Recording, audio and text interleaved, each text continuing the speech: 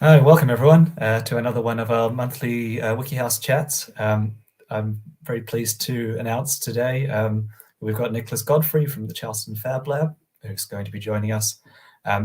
He's done a huge amount of work on WikiHouse from the very early days, and he's got a lot of projects and info and work that he's done. I'm always super impressed by the sort of scale and engineering of what him and his team have been up to in South Carolina. So without further ado, I'll introduce you, Nicholas, and welcome him to the call. Hi, Nicholas. Hey, Clayton. How are you? Very good, thank you. Thank you for joining us on your Thanksgiving. No problem. Making the time to share your work and what you've been up to. Yeah. I will bring up a presentation and then, take it away and talk us through the work of Charleston Fab Lab. Okay.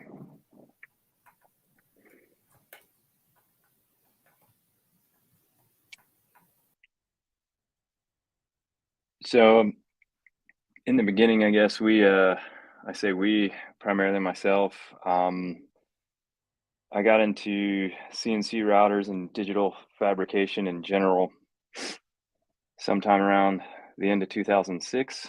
I actually think it was right before YouTube was a thing. So it's been quite a while now, but over time, it didn't take us long to see how we were making architectural millwork and casework, that it was just a logical progression to why aren't we using this type of technology and these type of tools to go ahead and construct the entire building out of. And so that sort of idea kind of led us down a rabbit hole around 2008. I ended up coming across a project by a gentleman named Dr. Larry Sass, who is a professor of architecture at MIT. And what Dr. Sass had done with his students and his team at the time was they had created an entire house that looked like a home from New Orleans.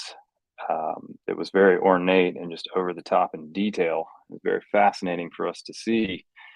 And once we saw that, we realized that not only was it possible, but other people were already working in this space and pursuing this type of construction technology.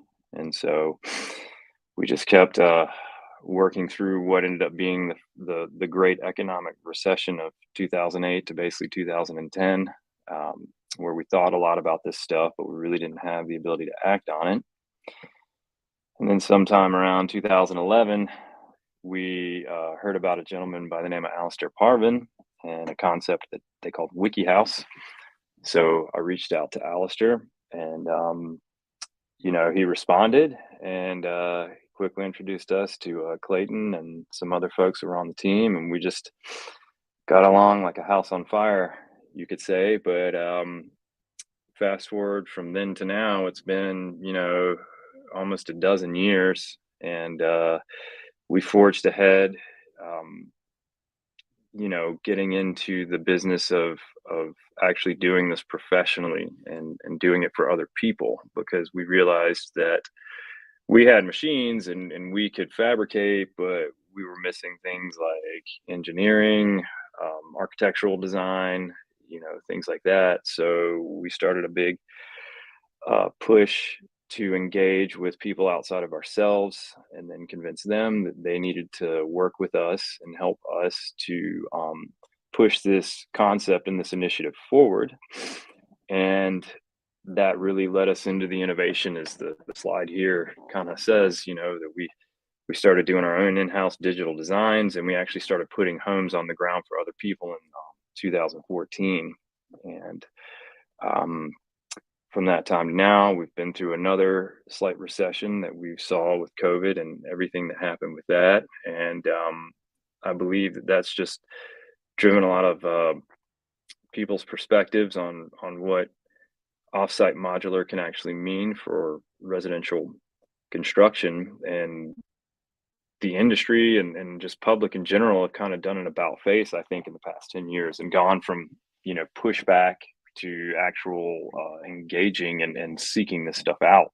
So I think that we here at the Fab Lab have done a lot of hard work in kind of showing people, what is possible, and the fact that you can build this way and you can build bigger and smaller and everything in between. But I think that we found that the best place for us to be is, towards the lower end of the spectrum. That seems to be where the biggest need is, and what people like to call affordable housing, workforce housing. But I think that's a misnomer, because I don't think any home is actually affordable. It's all subsidized. We all have to borrow money from institutions to pay for these things. But we do believe that we're bringing the cost and the quality into play here. The cost is going down, the quality is going up. We like to look at all the things that we're doing just here in the States, but we'd like to disseminate that information abroad to anyone that would like to work with it, which is where I think WikiHouse plays such a critical role in helping us as a community share this information and collaborate, and obviously make the quality of what we're doing better as all of this technology matures. This is a good example of our current factory or workshop setting today. And you can see amongst this handful of pictures, that we have some CNC routers in there. We like to use a particular type called the ShopBot. That company in general has been very, very attentive to our cause here from the beginning, even working with Dr. Sass. So even before I knew about this concept. So we've aligned ourselves with them. We currently have 5 ShopBot CNC routers. We do use all of them for WikiHouse fabrication at the moment, plus some other things. But in this picture, you're actually seeing one specific design here, which is one of our current projects. You have to forgive me for not really understanding the metric conversion off the top of my head, but this is approximately a 5,000 square foot structure when it's complete. So it's pretty massive. I would probably equate that approximately to about 500 square meters. I'm not really sure, but that kind of gives you a sense of the scale of what we're building on right now. So maybe if we look, the next slide here. We get asked a lot of questions, on the what of what we're doing. And as you can see, these homes are obviously designed to be assembled easily. We like to think that you could take people with non-construction backgrounds and bring them in relatively easily and show them what we're doing, and give them a mallet, and they'll set about, putting things together. And obviously we believe that what we're doing is faster to build this way on site. So, reduction of time ultimately equates in a reduction of overall cost, especially when you have to finance your construction. So the less time you have borrowing money means the less money you actually have to pay for, the buildings that you'll be building. How about that next slide? Let's see what we've got there. Okay. So this kind of demonstrates a little bit of the process. Obviously, this is a new marketing slide that was done by an architect named April McGill. She has an architecture firm here called Root Down Designs. She's very forward thinking in looking at material sciences. She's very adamant about low VOC content or no VOC content in the way we build, and obviously the embodied carbon in the effort that we use to produce. But this is just an example of how she is promoting our collaboration to the public now, with utilizing this WikiHouse type process to build together. So our professional firm, her professional firm, business to business, which actually I believe is a little counterintuitive to what people associate WikiHouse with at the moment, being that WikiHouse is very empowering for the do-it-yourself. But at the moment, a lot of people don't actually have architectural design acumen. They don't have, access to CNC routers and professional engineers and things like that. So that's where we're kind of filling in the void and providing that as a service to people who would like to build this way.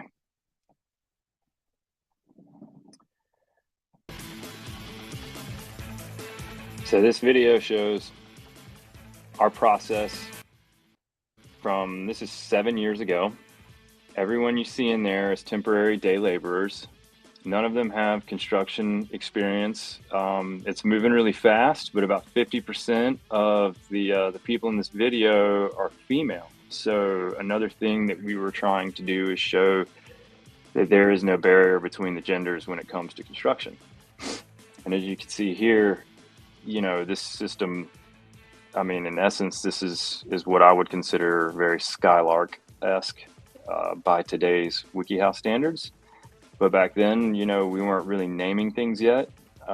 So we were just kind of forging the path and showing how you could build in a controlled environment. Then we dismantled the house. Obviously, there it is built. We built about 27 structures that look like that one to date. That was by far the most popular style house we've built. It's a 3-bed, 2-bath, single story or story and a half. You can see here, this is how it looks when it leaves our factory. So we do a lot of pre-assembly these days. There's insulation in all of these panels. We're using a product there that's called Advantech, which is OSB, so not plywood, but an engineered wood product, very stable. We like it a lot. These are some of the homes under construction right there. As you can see, the two of those were side by side. You probably can't see it in the picture, but the little spindly foundation members that you see on the home on the right there, those are called helical pile or screw pile. They're metal pipes with big helix on the bottom of them. We like to use those because there's minimum site soil disturbance. It marginalizes the use of concrete in our foundations, which helps in minimizing the carbon footprint when we're building. Here's another stop motion video. It's just probably a screenshot. You can look that one up on YouTube. Actually, you can see that one, but that was another one on site. We're building in the snow. Again, the thing with the helical piles is they were building a house down the street from us at the same time, but they had to stop their construction when it started snowing because the concrete wasn't able to be poured because of the wet conditions. So yeah, here's some of our current projects. These are story and a half homes. It's essentially the same footprint. The interior layouts are slightly different, and obviously the approaches are a little bit different, but that kind of gives you an example of what the architectural vernacular style where we live is like. We have a lot of covered porches, wraparound porches, a very traditional, gabled roof with a shed dormer, on top.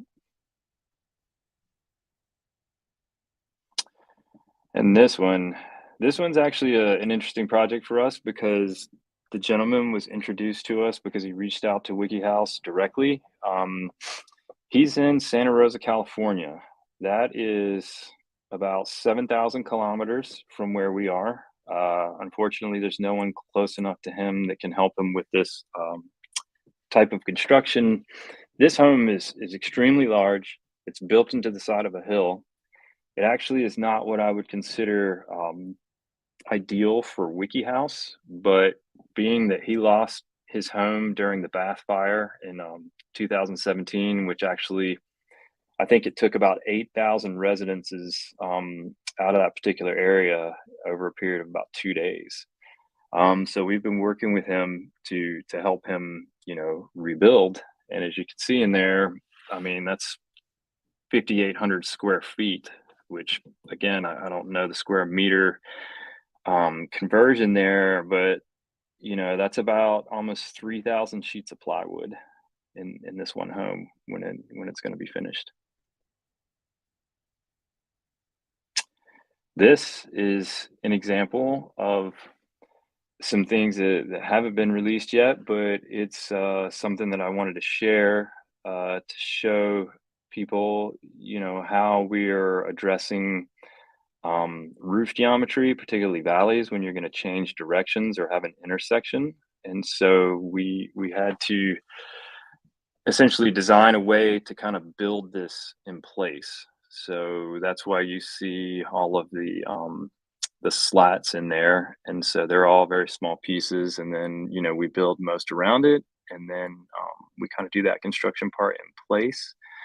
And I think with the next slide you'll kind of see how the roof, there you go, you can see dormers, you can see a roof valley, some other things in there, but this is a very complicated design. So a lot of this is done right now analog, meaning that we have to draw most of those custom components by hand.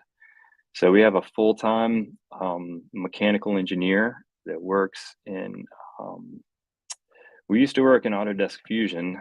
Before that, we were working in Rhino, but now we work in Inventor, which is an Autodesk program. And the reason that we moved to Inventor is because these assemblies, to build the whole model of a home on this size and scale, it was just bogging down all of the CAD programs. So we found that Inventor was robust enough that it could handle all of our assemblies like this. And so we made that investment this past year, and have been working in Inventor ever since.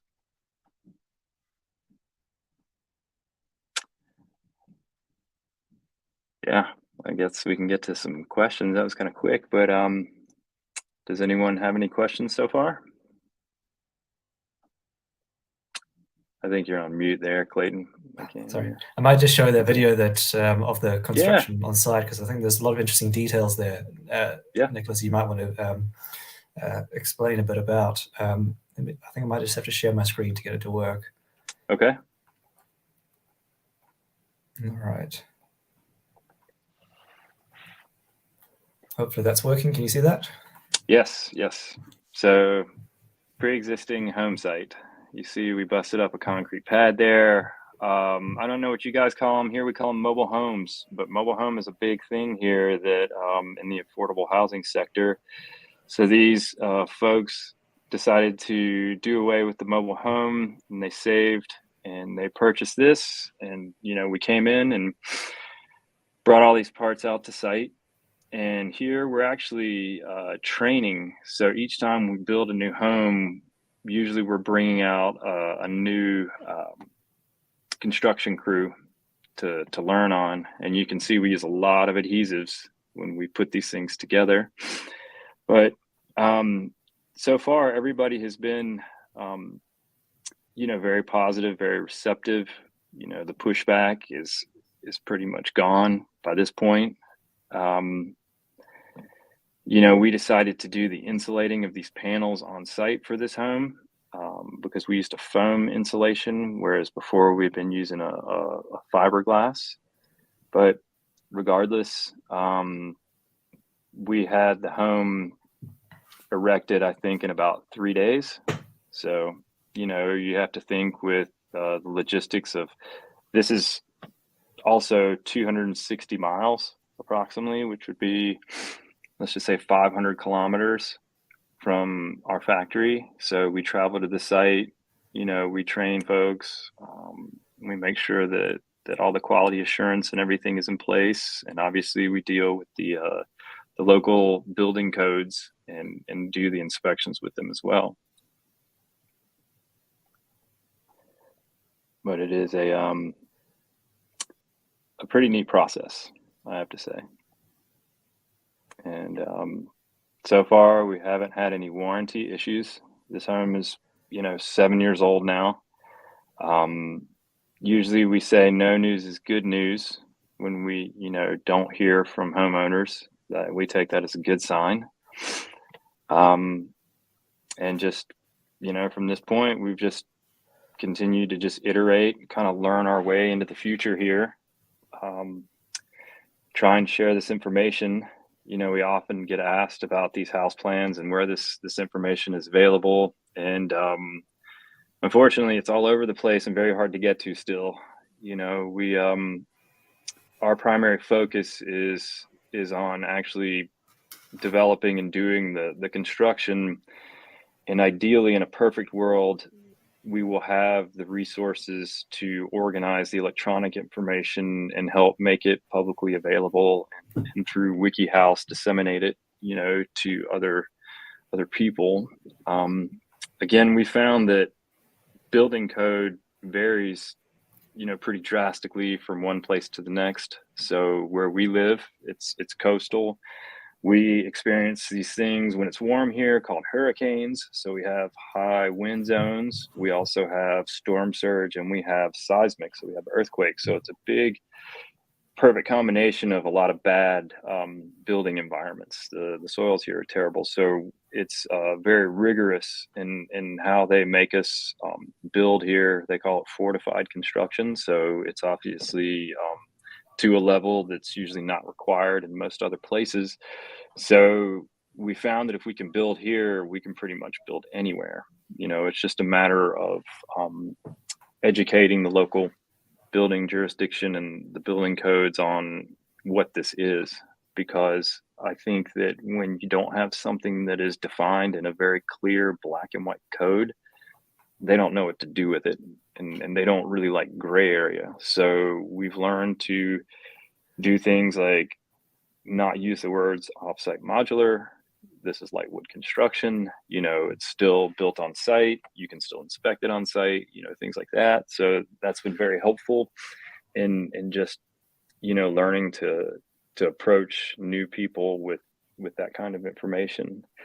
The cost to build is another thing that everyone likes to ask us about. And again, that fluctuates. I can tell you that with absolute certainty that right now, for us to get a foundation and an insulated box up, minus windows, flooring and everything, that's about $45 a square foot for us to do right now. And that's with us building every day.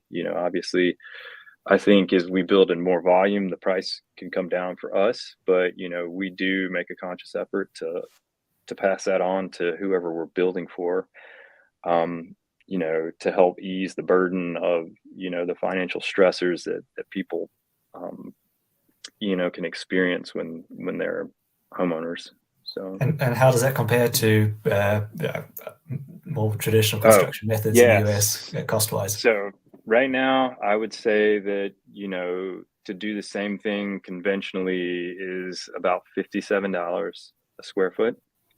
And, again, it just varies wildly, but that's probably what it's costing right now in our area for people to build. Yep. That's amazing that you're already at that point where you can offer great value for a good price. Yeah, and really what it comes down to, Clayton, is the finishing, the how much people want to spend on their windows, how much they want to spend on the siding, the flooring, their, countertops and everything. That's where you see. So at the end of the day, for us to finish a home in what we would call turnkey, that's coming in at about $220 a square foot right now. Now, a year ago, when at the height of these COVID sort of surges and everything, we were building at about $330 a square foot a year ago. So it's come down substantially within a year.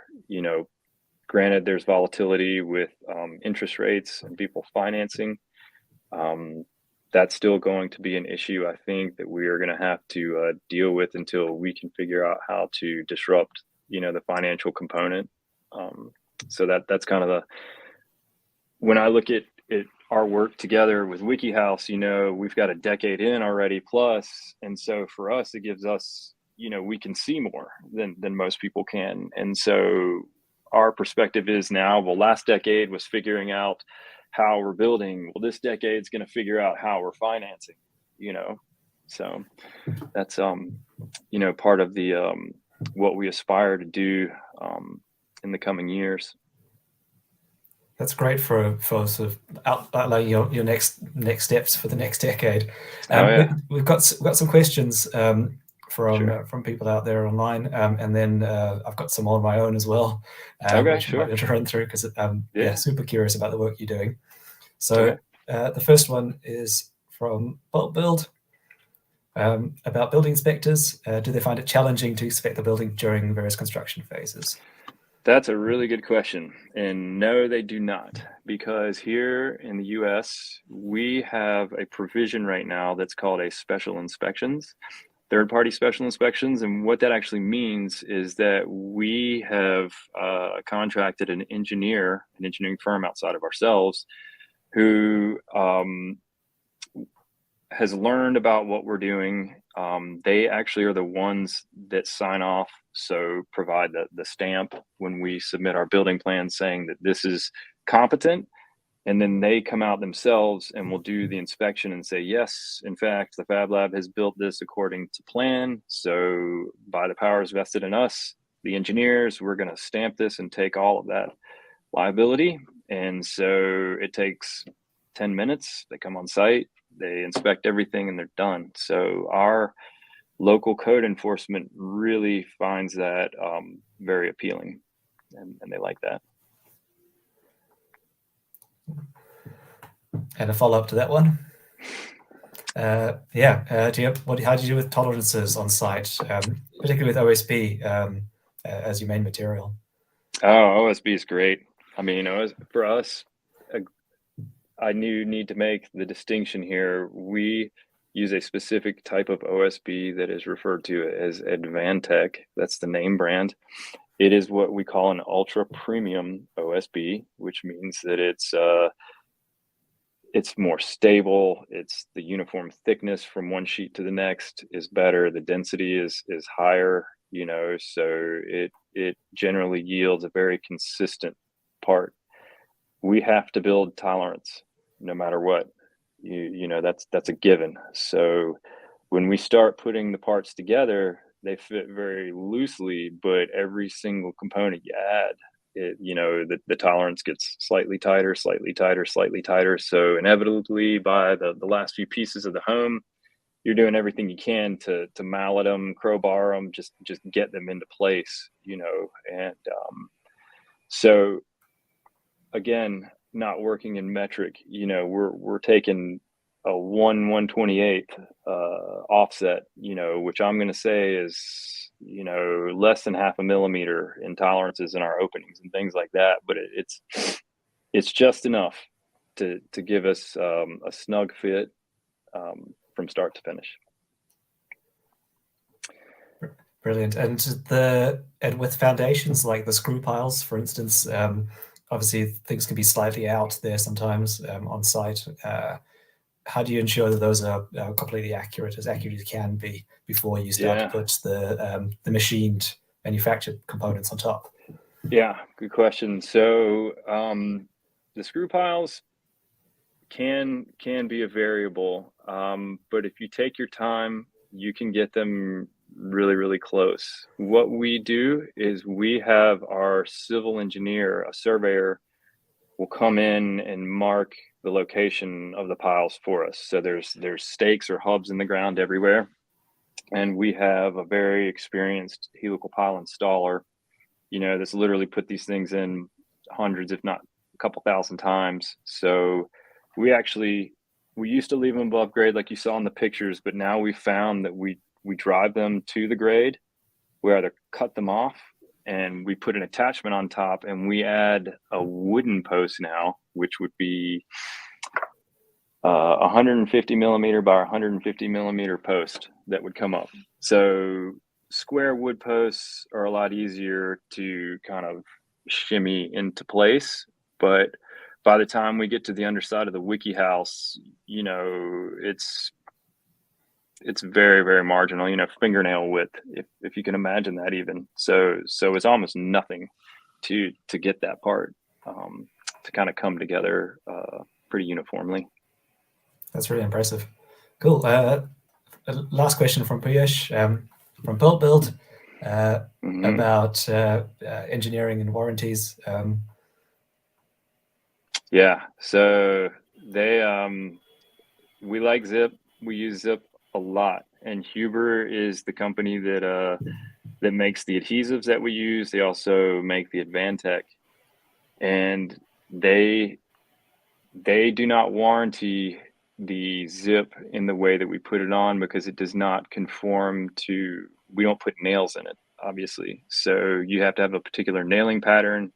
You have to use their particular tape applicator and everything, and we understand that. So what we've actually done is we offer an independent third-party warranty on all of our products, and to date we have not been litigated against. We have not had a warranty issue. So that's not to say that something hasn't happened. People just have not let us know if it has happened, but odds are I'm pretty sure that everything is as it should be. And who grants you sort of insurance on that warranty? Is there a third party involved in there? It is, yeah. So we have, which is a warranty insurance company, right? So we just have a third party underwrite the liability that says, hey, if something happened here that was, we have two things to look at: manufacturer's defect. So us as a manufacturer cutting the Zip system in the factory, if we did that incorrectly, we have insurance to cover that. If we get to the site and we install it incorrectly, we have insurance for that. That's the warranty, which I think would, you know, cover this question right here. And that's for, it's a 10-year warranty, basically, which is legally, we're only supposed to require it for 7. So we actually go a little bit over. Right. And while we see if there's any more questions coming in, I've got a question about your sort of operations and how you work within your team. I take it that you're mostly manufacturers and designers. Do you have in-house engineers? Do you work with someone outside as an external consultant? And with your build team, are they directly employed by you, or do you have sort of different groups that you tend to be working with on different projects? Yeah, it's actually all of those things, because it inevitably had to be, right? So in the beginning, we started out, it was just us. Nobody wanted to touch anything we were doing. So hired my own engineer in-house, you know, and over the years, we actually work business to business with other civil engineering firms, structural engineering firms, architectural firms there. And we also have internally a mechanical engineer on staff. We have an architect on staff. You know, we have, you know, I'm going to call them carpenters, but we have employees that operate the CNC routers, do all the assembly in-house, insulating in-house. And then we have carpenters for the on-site construction, but we also have to hire separate contractors for things like we don't install our own roofing, for example. So we hire, you know, contractors for that.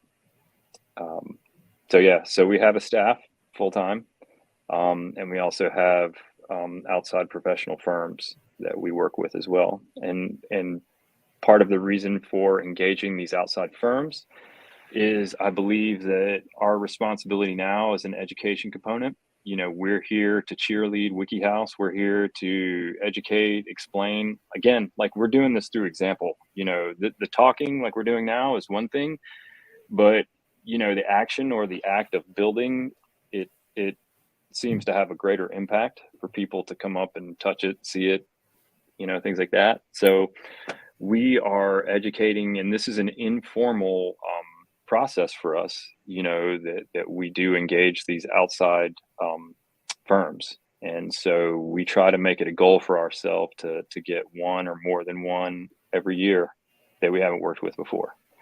And that goes for the local building departments as well. That's a great target to set, and like you said, you are just doing it by osmosis almost. The work you're doing is sort of building this network and this movement, and hopefully bringing people on board to think in different ways of constructing projects. Yes. Sorry. Mm-hmm. I was just going to say that brought up the education component, right? So we get interns, twice a year. We like to take one or two from architecture. We like to take one or two from an engineering school, bring them in-house. Tuesday, we're hiring a new civil engineer on staff. This gentleman's in his late 20s, but he has all the modeling, three-dimensional modeling capabilities. So the first 3 months will be intensive him learning, modeling, at least the way that we model. So, and then next year, he'll progress into, he's what we call an engineer in training. So when you get out of school, you have to work underneath a licensed professional in your field for a certain period of time, which for an engineer is going to be 4 years. So he will be working for 4 years in our office before he will actually be able to take a test to get his license, and teaching him about WikiHouse from the start. So cool. And yeah, I think the work that you've been doing is so exciting, because in many ways you're an ideal case study for sort of how you take WikiHouse as a concept and idea in the early stages. Appreciate that there was a lot more hard graft to try and because it was very experimental and there wasn't a lot of documentation or information out there, even file wise, for you to take with and run with. But you have really run with it, and the organization you built up there in the US is fantastic. And we get a lot of interest from the US. It's the most downloaded country in terms of WikiHouse files, and there's clearly a lot of people out there who are interested and potentially want WikiHouses there.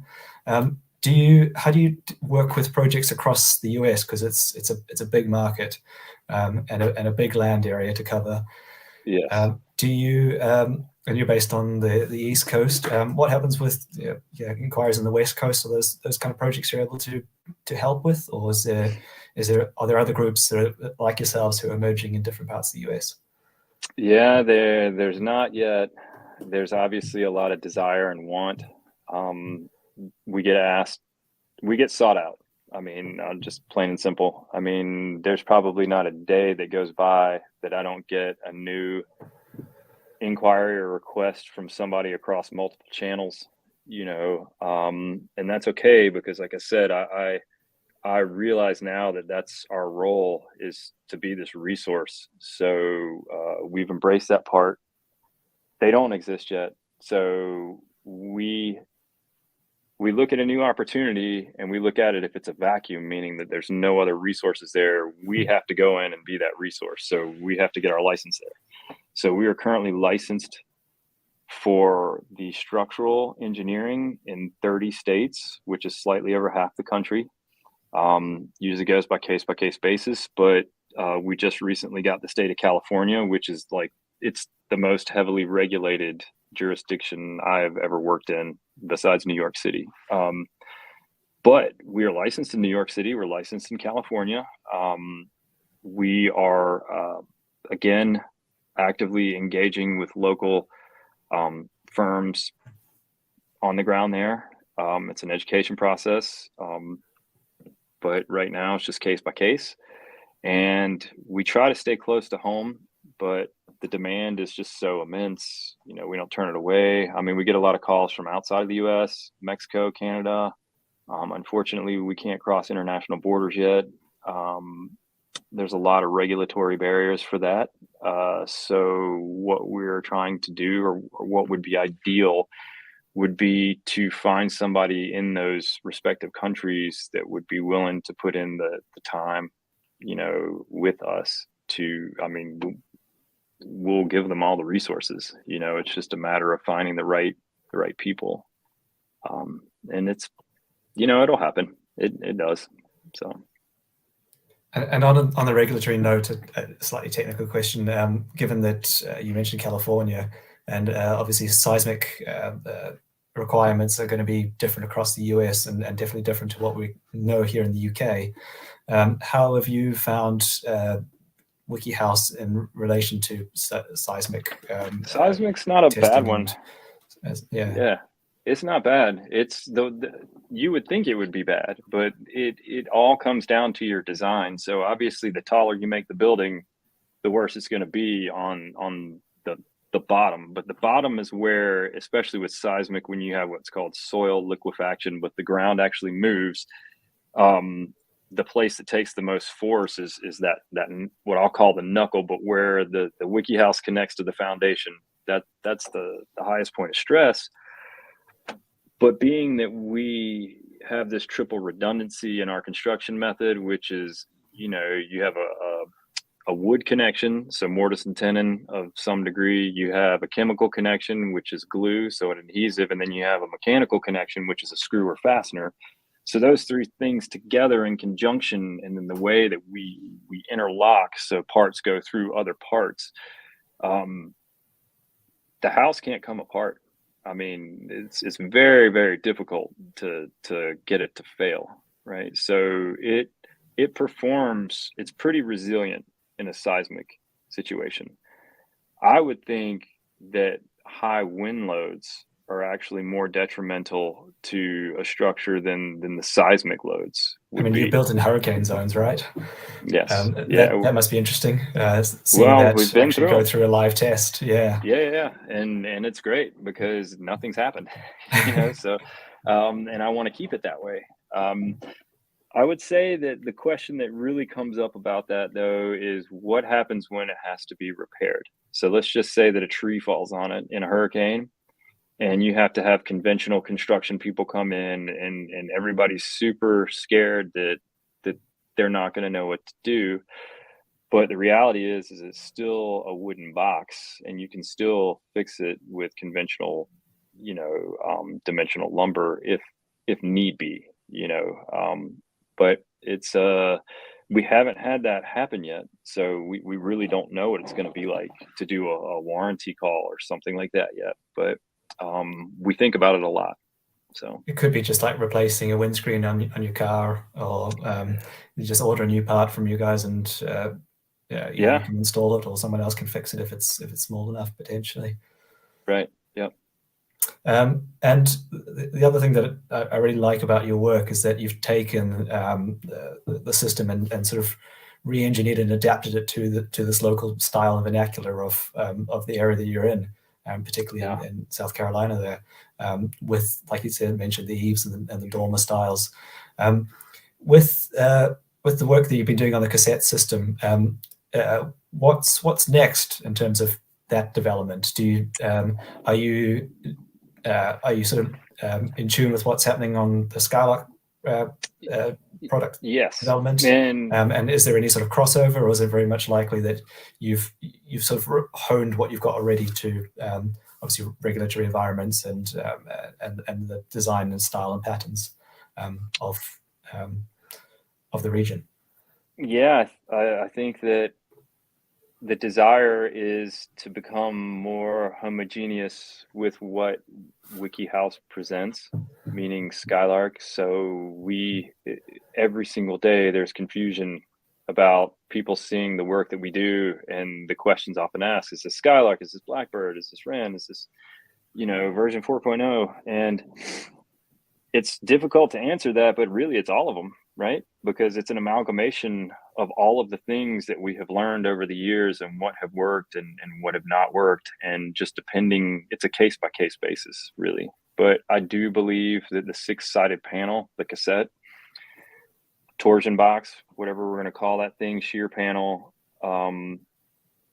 that is probably going to be the standard thing moving forward.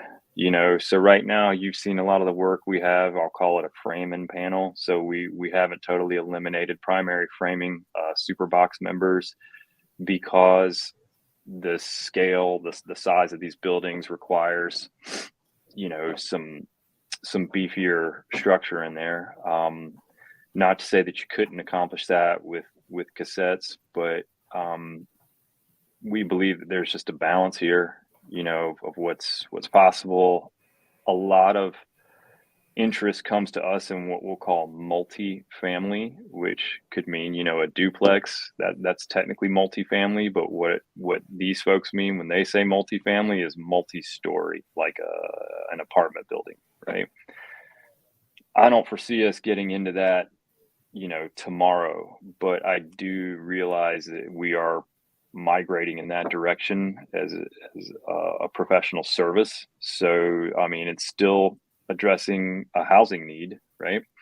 So I believe that the frames, the super boxes are not going to go away, but anything that's going to be in a smaller single family detached residential or potentially a residential home edition, we're probably going to do what we'll call Skylark, you know, which is just the cassettes. And I'm really remiss, Clayton, for not including our only Skylark project that we have at the moment. But the one that we're building is actually an addition, which I see in the description of Skylark. It's not really recommended that maybe you do try an addition, but you know, for the interfacing between the house and the existing structure, but we can accommodate that. But it's hard to beat putting Lego blocks together.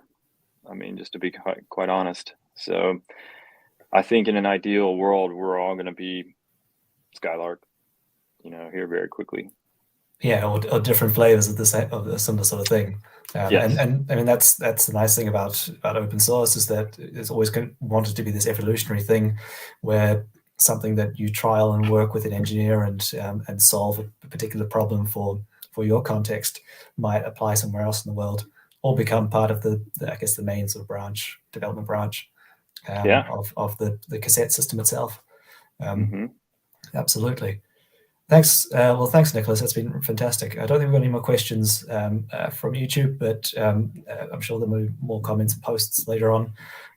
If people want to get in touch with you, find out about, maybe want to go see some of your work in person, or contact you about projects they've got in the US, where is best for them to find you? Well, that's one place that you could look, and that Instagram handle right there is probably the most direct and easiest way. I mean, that actually comes right to my mobile phone. So, you know, I probably shouldn't tell most people that, but I mean, I'm pretty responsive in answering those personally. But obviously through our website as well, you can reach out to us. And then of course through the Discord, you know, platform, formerly Slack, was a great way to get a hold of us as well. But yeah, just find us on Instagram. That's probably the easiest way. Brilliant. Well, thank you for taking your time out from your Thanksgiving holiday to join us.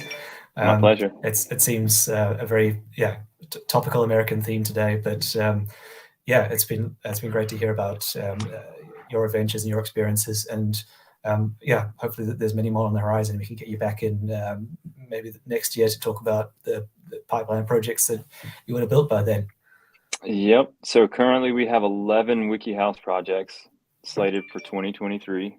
And we have a few more prospects in our scopes that we'd like to close. Our goal was to have 12, so one a month. So we're almost there. So we're going to try and get to that point. Exciting. Great. All right. Well, thank you everyone for joining us. And this will be available on YouTube if you want to check back in later or share it. And in the meantime, we'll sign off, and there won't be any of these webinars next month because it's the end of the year. This is the last one for 2022. But we'll be back again at the beginning of next year with some more guest speakers. So yeah, we will see you then. All right. Thank you, Clayton. Thank you. All right, guys. Bye for now.